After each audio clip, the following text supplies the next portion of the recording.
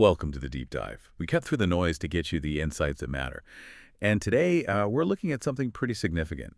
One of the biggest overnight drone attacks on Russian territory we've seen in months. It's not just another incident for the Leningrad region. This is being framed as, well, one of the most serious aerial assaults since the full-scale invasion started.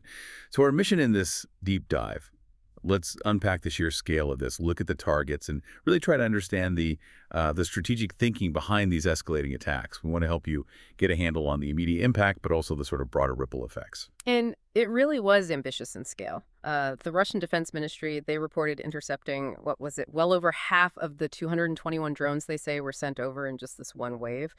But what really stands out, I think, is the geography. The targets were spread out, reaching deep into multiple Russian regions. That points to something very deliberate, very widespread. Yeah, that reach is key, isn't it? It feels like more than just isolated hits. It suggests a shift, maybe, in strategy. And definitely big ripple effects. Okay, let's dig into the specifics of what actually happened. So the main focus, the primary target of this big wave, seems to have been the Primorsk oil port.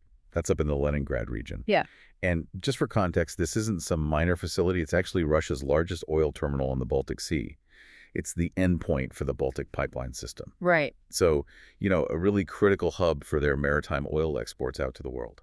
Absolutely critical. And the strategy here, well, it goes beyond just its size. Targeting Krymorsk, it seems designed to mess with oil exports, obviously, but also to put serious economic pressure on Russia's war funding. A big part of that is Primorsk's role with the so-called shadow fleet. Ah, right, those older tankers they used to get around sanctions. Exactly. So hitting this hub directly impacts their ability to keep that, let's say, less than transparent oil flowing. It's a major economic pressure point. That makes a lot of sense. It really puts the economic angle front and center. Now, authorities in Leningrad, they reported, 28 drones shot down? That's the number reported, yes. And there was a fire at a vessel and a pumping station right there in Primorsk. They said it was put out, no casualties, no major leaks, thankfully. Right, but the strike itself sends a message, doesn't it? Even without catastrophic damage. Definitely potent. Yeah. But it wasn't just Primorsk, was it? The attack seemed much broader. Oh, much broader. Reports mentioned Lukoil facilities hit in Bryansk and Smolensk regions. That's part of their domestic energy setup. Mm-hmm. And strikes on pumping stations that feed another terminal was Luga, also a key export point. Yes, another important one. And then this one really caught my eye. Rosatom, the state energy firm, reported a drone attack on a power unit at the Smolensk nuclear power plant. That's right near Belarus. Yeah, that's a significant escalation in terms of target type. Regardless of the actual damage, which wasn't detailed, hitting a nuclear facility, even a non-reactor part, is symbolically huge. It raises serious questions about risk and, where this might be heading. Absolutely. And the fact that drones were intercepted across, at least 9 other regions, Kaluga, Novgorod. Even near Moscow, they said 9 drones were destroyed there. It really paints a picture, doesn't it? This wasn't scattershot. It looks like a calculated broad front campaign, trying to create disruption and, uncertainty across a huge area of Russia, far from the main fighting. And that disruption wasn't just energy. St. Petersburg's airport, Pulkovo, had to suspend operations for a bit. Affecting travel. And tragically, there's the human cost. Russia reported a drone hitting a bus in Bryansk. 7 people injured, 5 civilians, 2 military personnel. It's just a stark reminder, isn't it? It is, always. Yeah, just to put the drone numbers in context, Russia claimed back on May 7th, they destroyed 524 drones in various incidents. A huge number. And Ukraine says Russia used over 800 drones against them just in recent weeks. It just shows the sheer intensity of this drone war from both sides. It really does. The scale is massive. So, okay, let's pivot slightly. What makes this recent offensive strategically interesting? How does it fit into the bigger picture? Well, what's fascinating here, I think, is seeing how these cross-border drone raids have really become a prominent feature of Ukraine's strategy. It's clearly evolving. They're hitting deeper and deeper into Russian territory now. It's a definite shift from just focusing on the front lines. They're taking the fight, so to speak, into Russia's backyard. So the main goal from Ukraine's side, hitting these fuel depots, refineries, logistics points so far inside Russia. What's the core aim there? It seems pretty clear. It's about degrading Russia's ability to fuel its military machine. Hitting refineries limits fuel supply, hitting logistics hubs disrupts movement. And crucially, it's also about driving up costs inside Russia, making the war more expensive and maybe more palpable for the Russian population. It's that combination military logistics and economic pressure. And this isn't entirely new, but the intensity seems to have ramped up. Oh, absolutely. These kinds of strikes have been happening for, well, over a year now, maybe longer in smaller ways. But they really escalated sharply back in August. Reports mentioned more than a dozen refineries hit, then in concentrated waves. Right.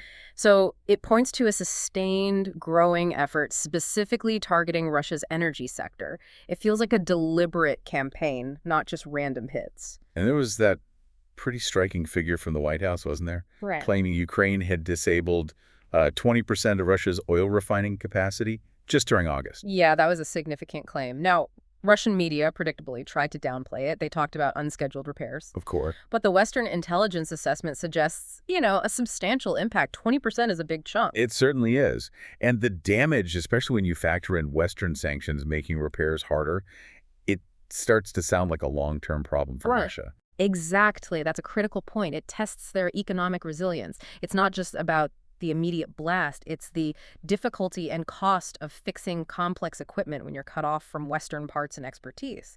It suggests a potential, slow degradation of their energy infrastructure. So let's talk about the effects inside Russia. You mentioned driving up costs. Are we actually seeing that?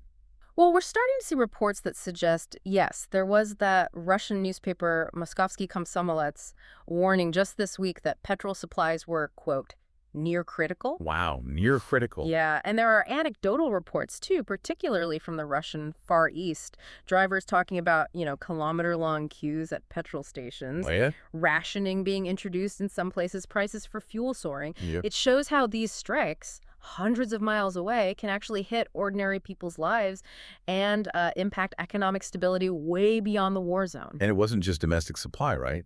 There were also strikes reported on the Druzhba pipeline. That's the one supplying oil to places like Hungary and Slovakia. That's right. A really important export pipeline.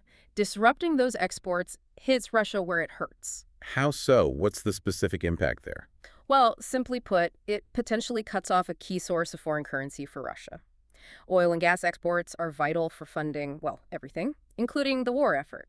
So hitting export routes like Druzhba or export terminals like Primorsk and Wisluga directly links these physical attacks to that broader economic pressure strategy: drain the funds. Okay, let's widen the lens a bit now to the geopolitical situation around all this. Russia, of course, hasn't been idle.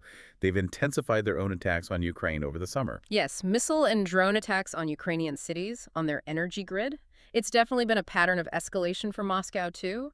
It mirrors, in some ways, the infrastructure targeting. And politically, we saw that statement from Kremlin spokesman Dmitry Peskov talking about a pause in peace talks and blaming Ukraine's European allies. Yeah, blaming them for hindering the process was the phrase, I think.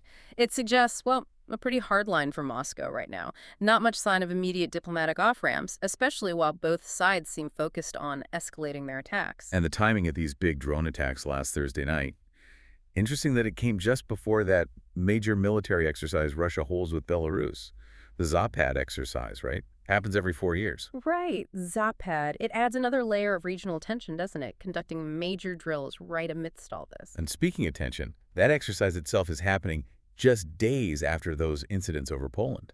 Russian drones reportedly shot down or falling inside Polish territory. Exactly. Warsaw called it an unprecedented incursion. It really raises questions about regional stability, doesn't it? How these cross-border incidents, maybe accidental, maybe not, could impact the wider security situation, especially for NATO countries bordering Russia and Belarus. It's a nervous time. Definitely a lot of moving parts. And, while we're talking about the impact inside Russia, we absolutely have to remember the ongoing human costs in Ukraine, too. Just recently, officials reported 2 civilians killed in the Sumy region. A Russian glide bomb hit a village near the border. It's devastating. The suffering continues on both sides every single day. So, pulling all this together, how should we understand these drone attacks? I think we have to see them as a significant and calculated escalation. The conflict's reach is extending geographically and strategically. The focus is increasingly shifting towards these economic and logistical pressure points deep inside Russia, far from the traditional battle lines. Yeah, this deep dive really highlights how hitting infrastructure isn't just about blowing things up. It's designed strategically to create these much wider ripple effects. We see it in the fuel queues inside Russia, the disruption to international energy flows, the pressure on their war funding.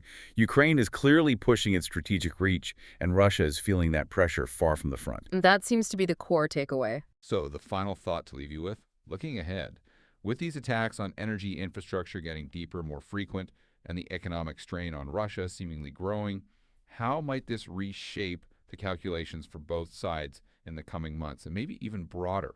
What could this escalating energy dimension mean for the global energy landscape as a whole? Something to definitely keep an eye on as this continues to unfold.